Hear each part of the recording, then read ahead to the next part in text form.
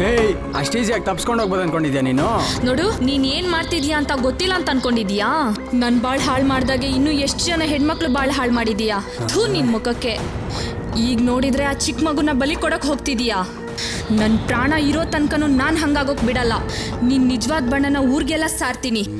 ಬಿಡು ಬಿಡು ಬಿಡು.